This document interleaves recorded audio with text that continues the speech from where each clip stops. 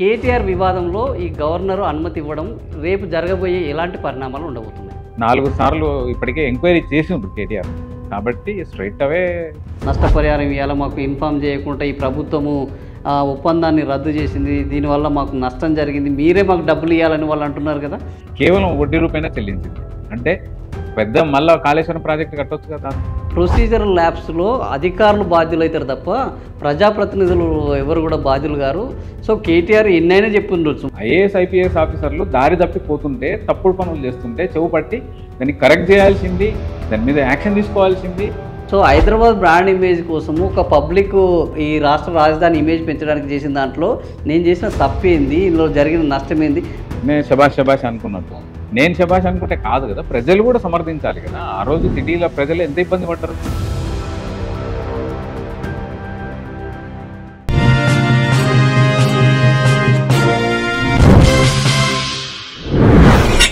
ఈరోజు రాష్ట్రంలో న్యాయ వ్యవస్థ, రాజకీయ వ్యవస్థ ఒకరి మీద ఒకరు ఆధిపత్యం చెలాయించుకుంటున్నారు. ఇలాంటి పరిస్థితుల్లో ఈరోజే పంచాయతీ ఎన్నికలకు సంబంధించి ఓటరు సవరణకు సంబంధించి ఒక షెడ్యూల్ విడుదలైంది. విడుదలైన మొదటి రోజే ఫార్ములా ఈ కార్ రేసుకు సంబంధించి గవర్నర్ కేటీఆర్ మీద, అరవింద్ కుమార్ మీద, అందులో ఉన్న బిఎల్ఎన్ రెడ్డి మీద చర్యలు తీసుకోవడానికి అనుమతినిచ్చారు. సో ఇట్లా రాష్ట్రం మొత్తం ఒకవైపు సి కళ్యాణ్ వర్సెస్, ఒకవైపు సుప్రీంకోర్టు వర్సెస్ పార్లమెంటు, ఇలాంటి అనేక హాట్ టాపిక్స్ నడుస్తున్నాయి. ఈ హాట్ టాపిక్స్ గురించి న్యాయం ఏం చెప్తున్నది, రాజ్యాంగం ఏం చెప్తున్నది, రాజకీయం ఏం కాబోతున్నది, ఈ విషయాలు మాట్లాడడానికి మనతో పాటు హైకోర్టు న్యాయవాది, supreme court bar council member Arun Kumar గారు ఉన్నారు. ఆయన అడిగి మరిన్ని వివరాలు తెలుసుకున్నాం. అన్న నమస్తే అన్న. ఈరోజైతే లేటెస్ట్ తాజా వివాదం కేటీఆర్ వివాదంలో ఈ గవర్నరు అనుమతి ఇవ్వడం రేపు జరగబోయే ఎలాంటి పరిణామాలు ఉండబోతున్నాయి? డెఫినెట్గా ఇంపాక్ట్ అయితే ఉంటుంది. జూబ్లీ హిల్స్ ఎలక్షన్స్లో ముఖ్యమంత్రి గారు ఇక అరెస్టులు లేవు, నేను జగన్మోహన్ రెడ్డిని కాదు, పొలిటికల్ సూసైడ్ చేసుకోవడానికి నాకు ఇంట్రెస్ట్ లేదు అని ఒక మాట అన్నాడు. కానీ దాన్ని ఆ మాటలకు, రాజకీయంలో మాటలకు అర్థాలు వేరే అన్నట్టు గవర్నర్ గారి పర్మిషన్ రావడం. ఇప్పుడు one is to secure the interest of state exchequer. ఎవరు ఫస్ట్, ఎవరిది? సభ్యులది, అసెంబ్లీలో ఎమ్మెల్యేలది. ఎమ్మెల్యేలే కదా, తర్వాత మంత్రులు అయ్యేది, ముఖ్యమంత్రి అయినా కానీ ఎమ్మెల్యేల నుంచే. చట్టాలు చేసే సభ క్లియర్గా ఉండాలి, అందులో ఉండే వ్యక్తులు చాలా క్లియర్గా ఉండాలి, ఫెయిర్ అండ్ ట్రాన్స్పరెంట్గా ఉండాలి. 54 కోట్లు అనేది చిన్న విషయం అయితే కాదు. 54 కోట్ల రూపాయలను ఒక ఫోన్ కాల్ ఆధారంగా ఒక ఐఏఎస్ ఆఫీసర్కి డైరెక్షన్ ఇస్తే ఆయన ప్రభుత్వ నిబంధనలకు వ్యతిరేకంగా అనుకూలంగా అంటే ఫాలో కాకుండా ఎలక్షన్ షెడ్యూల్ పెండింగ్ ఉన్నప్పుడు, స్టార్ట్ అయ్యి ఉన్నప్పుడు, model code of conduct start అయ్యి ఉన్న తర్వాత కూడా రిలీజ్ చేయడం, డిస్బర్స్ చేయడం థర్డ్ పార్టీకి అక్కడ అగ్రిమెంట్ లేదు. వాస్తవంగా నెక్స్ట్ జెన్కి అగ్రిమెంట్ లేదు.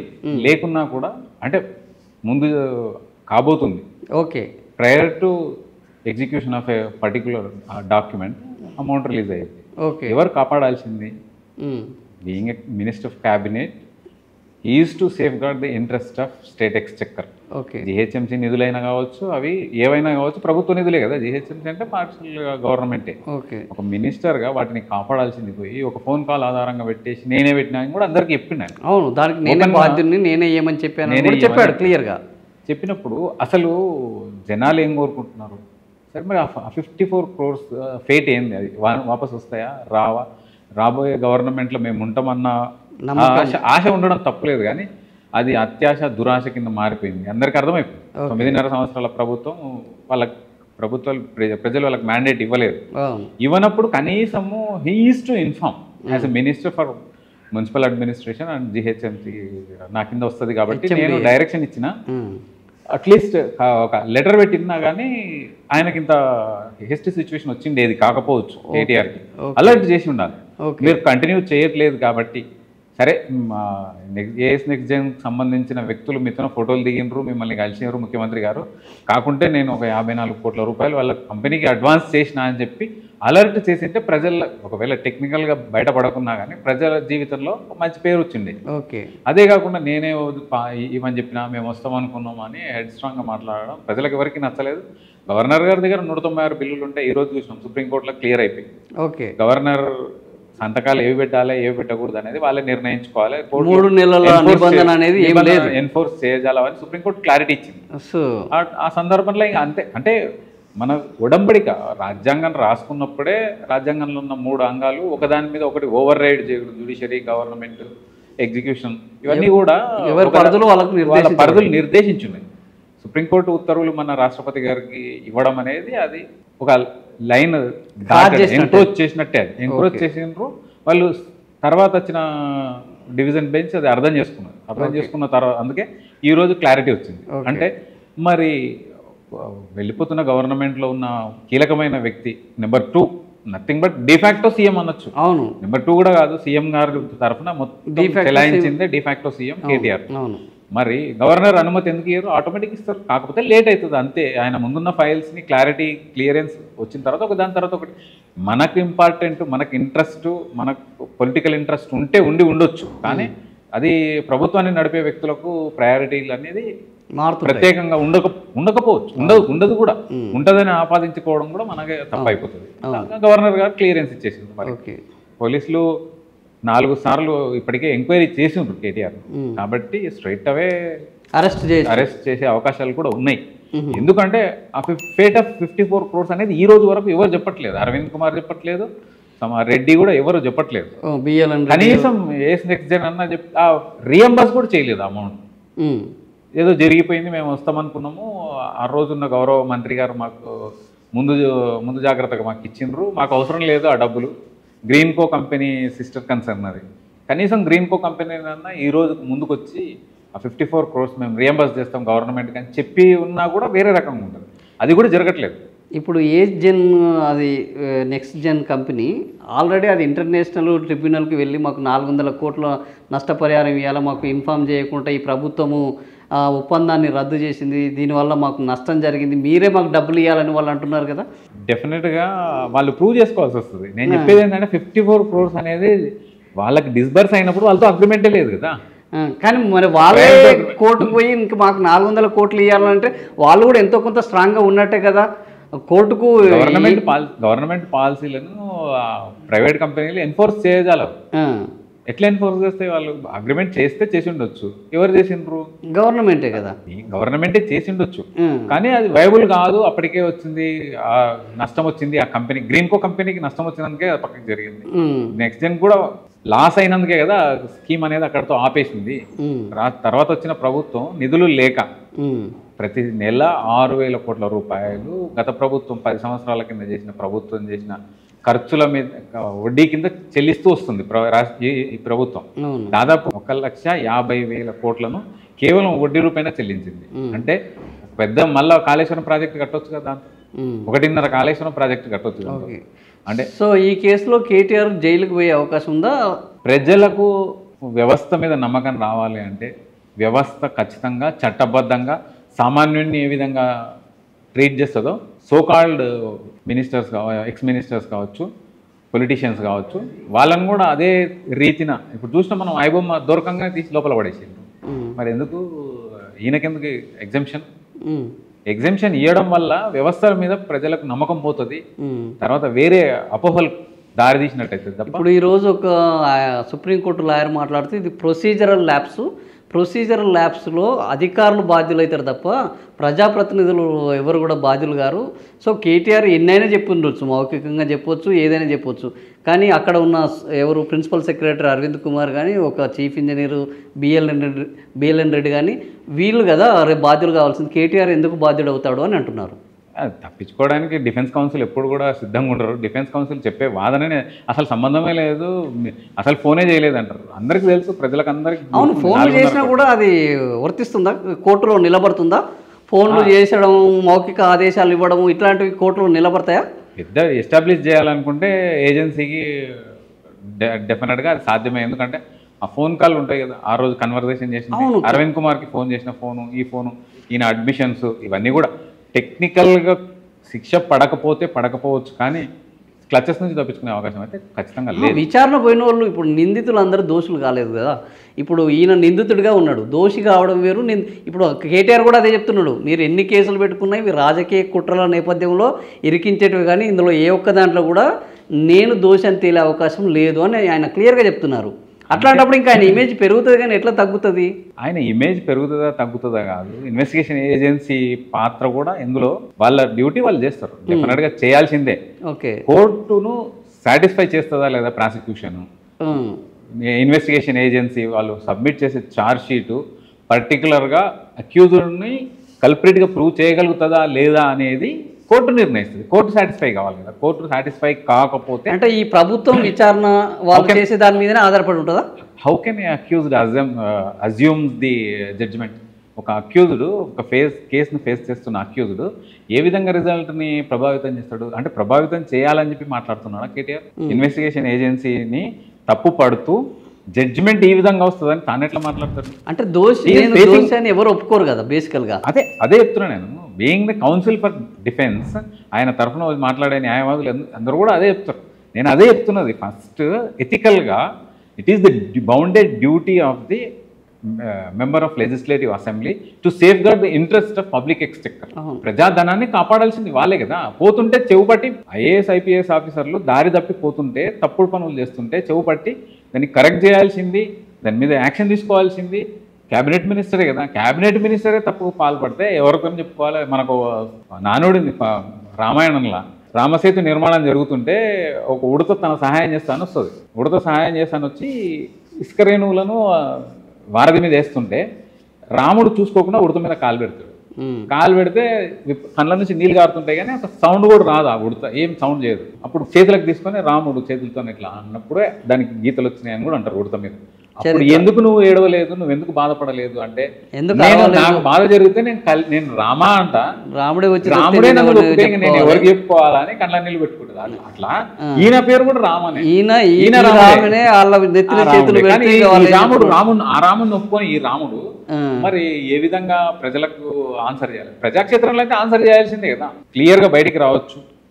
ఏ విధంగా మనీ లాండరింగ్ యాక్ట్ కు సంబంధించి కూడా రేపు ఈడీ విచారణ చేసే అవకాశం ఉంది అంటారు, అది కూడా ఉన్నదా ఏమైనా? డెఫినెట్గా ఫారిన్ కరెన్సీ ఎక్స్చేంజ్ ఫెమ్మా ఫెరా నిబంధనలను ఉల్లంఘించి లేడ్ రూల్స్ కి విరుద్ధంగా జిహెచ్ఎంసీ నిధులను విత్డ్రా చేసి ఫారిన్ కరెన్సీలోకి ఎక్స్చేంజ్ చేపించి మరీ డిపాజిట్ చేయడం జరిగింది. అందులో హిమాయత్ నగర్ బ్రాంచ్ అందరికి తెలిసిందే కదా, కెనరా బ్యాంక్ నుంచి ఆ డబ్బులు విత్డ్రా చేసి అంత జరిగిపోయింది. అందరు ప్రజలకు కూడా అందరికి అర్థమైపోయింది. ఇప్పుడు జనరల్గా ఒక చర్చ నడుస్తుంది, ఏంది ఈ డబ్బులన్నీ కేటీఆర్ దేనికి వాడాడు? ఒక ఫార్ములా ఈ రేస్. ఈ ఫార్ములా ఈ రేస్ ఎందుకు? హైదరాబాద్ ఒక బ్రాండ్ ఇమేజ్ పెంచడానికి. సో హైదరాబాద్ బ్రాండ్ ఇమేజ్ కోసము ఒక పబ్లిక్ ఇమేజ్ని పెంచడానికి, ఈ రాష్ట్ర రాజధాని ఇమేజ్ పెంచడానికి చేసిన దాంట్లో నేను చేసిన తప్పేంది, ఇందులో జరిగిన నష్టమేంది, దానికి అంతకు మించి 1000 కోట్లు పెడితే రాని ప్రచారం కూడా ఇప్పుడు వచ్చింది. సో ఇది నేను తప్పు చేసినట్టు ఎట్లా మీరు ప్రూవ్ చేస్తారు? నాకు పబ్లిక్లో ఎట్లా మీరు నన్ను ఇది చేయగలరు అని అడుగుతున్నారు. మీరు ఆయనకి ఒకవైపు నుంచి మీరు ఆలోచన చేస్తారు. అవును, ఫార్ములా ఈ రేస్ జరిగినప్పుడు హైదరాబాద్లో ప్రజలు ఎన్ని రకాల ఇబ్బందులు పడ్డారు. You are at liberty to form a fresh lane. City బయట ప్రభుత్వ భూములు 1000 ఎకరాలు ఉన్నాయి. అవును, దాంట్లో నువ్వు ట్రాక్ వేసింటే ఈరోజు ఆ ఏరియా అంతా డెవలప్ అయ్యిండేది కదా. సిటీ ప్రజలు ఆ రోజు ఇబ్బందులను పట్టించుకోకుండా బ్రాండ్ ఇమేజ్ వచ్చిందని మనము ఇంట్లో కూర్చొని సొక్కుచమర్దనం అంటారు. నేను శబాష్ అనుకున్నాను. నేను శబాష్ అనుకుంటే కాదు కదా, ప్రజలు కూడా సమర్థించాలి కదా. ఆ రోజు సిటీలో ప్రజలు ఎంత ఇబ్బంది పడ్డారు. బ్రాండ్ ఇమేజ్ రావడానికి అదొక్కటేనా? అవే కోట్ల రూపాయలు పెడితే నువ్వెందుకు ట్రైన్ చేయట్లేదు? హైదరాబాద్ క్రికెట్ అసోసియేషన్లో ఎన్ని కార్యక్రమాలు జరిగినా మనం చూసినాం. గత ప్రభుత్వం ఆధ్వర్యంలోనే జరిగినాయి. ఒక్క క్రికెటర్ అని వచ్చిందా 9.5 సంవత్సరాల బడ్డింగ్ క్రికెటర్ అని ఉన్నారా తెలంగాణ నుంచి? At least hockey player, kho-kho player, table tennis player, lawn tennis player ఎవరైనా ఒక్కరైనా ఎమర్జ్ అయినరా? ఎందుకు కాలేదు? మరి నీకు బ్రాండ్ ఇమేజ్ అంటే ఓన్లీ రోడ్లు వేసి దాని మీద ఫార్ములా ఈ కార్ రేస్లను నడిపితే మాత్రమే బ్రాండ్ ఇమేజ్ రాదు కదా. దాన్ని యువత మీద పెట్టింటే ఆ డబ్బులు. బడ్డింగ్ స్టార్స్ ఎంతో మంది ఉన్నారు, ఇష్టం ఉన్న వాళ్ళు. ఇప్పుడు తల్లిదండ్రులు ప్రొఫెషన్ని చదువును పక్కకు పెట్టి క్రీడాకారులను తయారు చేసుకుంటున్నారు. అట్లాంటి వాళ్ళకి నువ్వు సమర్థించింటే ఎంతోమంది పక్క రాష్ట్రం నుంచి ప్రజ్ఞానంద్ వచ్చిండు, ఇంకా వరల్డ్ ఛాంపియనే వచ్చేసిండు. మరి మన రాష్ట్రం నుంచి కనీసం చెస్ ప్లేయర్ కూడా రాలేదు కదా, ఒక చెస్ ప్లేయర్ కూడా ఎమర్జింగ్ రాలేదు కదా. ఒక అర్జున్ ఎరిగేసి తన సొంత ప్రయత్నంతో వరంగల్ నుంచి ఈరోజు ఫెడే ముందున్నాడు. మేబీ ఛాంపియన్ అయితే కావచ్చు. ఒక్కరు తప్ప ఎవరున్నారు? సమీప భవిష్యత్తులో చూద్దామంటే కూడా బడ్డింగ్ ఎవరు లేరు కదా. ఈ ఫార్ములా రేస్ కాదు, ఫార్ములా రేస్ కాదు, అసలు బైక్ రేసింగ్ కూడా ట్రాక్ ఆల్రెడీ ఒకటి వాకింగ్ ట్రాక్ ఏదో వేసి దాన్ని జబ్బలు దాచుకున్నారు, అది కూడా వెళ్ళిపోయింది. నిజంగా అభివృద్ధి ప్రజలను కలగలుపుకొని చేసింటే బాగుండేది. ప్రజల ఒపీనియన్ కాకుండా వాళ్ళ బుర్రలో ఏది వస్తే అది చేసేసి ప్రజలందరూ సమర్థించుకున్నారు అని అనుకోవడం మాత్రం కరెక్ట్ కాదు. అది నా ఉద్దేశం. ఇప్పుడు ఇది క్రిమినల్ కాన్స్పిరసీ సెక్షన్ 120 ప్రకారము ఇది ఏమీ తేలేదు. క్రిమినల్ కాన్స్పిరసీ అనేది ఇందులో ఏమీ లేదు. సో ఇది లేదు అని కూడా కొంతమంది న్యాయవాదులు చెప్తున్నారు. ఇది అట్లాంటి జరిగే అవకాశం ఉందా సార్? ఇందులో గ్రీన్కో కంపెనీ బెనిఫిట్ అయింది. గ్రీన్కో కంపెనీకి డబ్బులు ముట్టినాయి. గ్రీన్కో కంపెనీ విత్డ్రా కూడా అయిపోయింది. గ్రీన్కో కంపెనీ ఎలక్ట్రల్ బాండ్స్ కొన్నది. అంటే ₹6 బీఆర్ఎస్కి ఎలక్ట్రల్ బాండ్స్ అనేది లీగల్. ఒక వరకు సుప్రీంకోర్టు బ్యాన్ చేసేంత వరకు లీగల్. కానీ ఎలక్ట్రల్ బాండ్ రూపంలో వచ్చిన డబ్బులకు ఇక్కడ జరిగిన చెల్లింపులను లింక్ పెట్టే అవకాశాలు ఉంటాయి. ఎందుకంటే సోర్స్ చూపించాలి కదా. నేను అదే చెప్తున్నాను. అట్లీస్ట్ గ్రీన్కో కంపెనీ, అట్లీస్ట్ ఏస్ నెక్స్ట్ జెన్ మేము డబ్బులు పే చేస్తామని చెప్పింటే బాగుండేది. కానీ మాకే ఇంకా డబ్బులు రావాలని చెప్పి ఇంటర్నేషనల్ కోర్టుకు పోవడం, ఆర్బిట్రేషన్ కొరకు ప్రయత్నాలు చేయడం, ఇవన్నీ కూడా చట్ట పరిధిలో చూస్తే నువ్వు ఏదో ఇంగ్లాండ్లో కూర్చొని కేసులు వేయచ్చు. కానీ హైదరాబాద్లో ఉంటే మాత్రం ఈ రోజు అరెస్ట్ అయ్యి లోపలికి వెళ్ళిపోయేది కదా. బెనిఫిషియరీ ఎవరైతే ఉన్నారో, అల్టిమేట్ బెనిఫిషియరీ ఎవరైతే ఉన్నారో వాళ్ళని క్యాచ్ చేస్తారు. ఓకే, ఐబొమ్మ రవి అకౌంట్లో 15 కోట్లు ఉంటే సీజ్ చేసింది పోలీసు. దాదాపు 22,000 కోట్ల రూపాయల ఫ్రాడ్ జరిగింది అని చెప్తున్నారు. ఇవన్నీ కూడా డబ్బులు ఎక్కడుంటే అక్కడనే దొరికించుకుంటారు కదా. సో ఇప్పుడు కేటీఆర్ విషయంలో పబ్లిక్ సంబంధించి ఈ మనీ మిస్యూజ్ అయింది, ఈ పబ్లిక్ మనీని మిస్యూజ్ చేశారనే కోణంలో, ఆ కాన్స్పిరసీ కోణంలో ఆయనకు శిక్షలు పడే అవకాశం ఉంటుందా? నేను అదే చెప్తున్నాను సార్. ఇప్పుడు ఏస్ నెక్స్ట్ జెన్, గ్రీన్కో కంపెనీ ఏ విధంగా అయితే ముందు నుంచి డబ్బులు తీసుకున్నావు, భారతదేశ చరిత్రలో ఇంతకు ముందు లేవు ఎక్కడ. ఎలక్ట్రల్ బాండ్స్ రూపంలో తీసుకోండొచ్చు, అది ఇల్లీగల్ కాదు, అనెథికల్ కాదు అని సుప్రీంకోర్టు చెప్పింది. కానీ ప్రయర్ టు దట్ ఇక్కడ ఇది డిఫరెంట్ కేసు కదా. ఇక్కడ గ్రీన్కో కంపెనీకి, జెన్కో కంపెనీ మీకు ఎలక్ట్రల్ బాండ్స్ కొన్నది, దాని కింద మీరు పేమెంట్ చేస్తున్నారు అని చెప్పి మీ డిఫెన్స్ మీకు అవుతుంది, ఓవరాల్గా ప్రూవ్ అవుతుంది, డెఫినెట్గా అవుతుంది కదా. ఓకే, కానప్పుడు ఆటోమేటిక్గా ఇప్పుడు టెక్నికల్గా కోర్టు ఆ కోణంలో చూడలేదు, ఆ కోణంలో ప్రాసిక్యూషన్ చేయలేదు, ఆటోమేటిక్గా నువ్వు బయటకు వచ్చే అవకాశం. అంతకు తప్ప ఇప్పుడు జరుగుతుందంటే క్లియర్గా కనిపిస్తుంది కదా. నీ పార్టీకి 100 కోట్లు 200 కోట్ల రూపాయలు ఖచ్చితంగా ఎలక్ట్రల్ బాండ్ రూపంలో వచ్చినాయి. దానికి గాను నీవు డిస్బర్స్ చేసినావు, రియంబర్స్ చేసినావు అని మేము అంటున్నాం.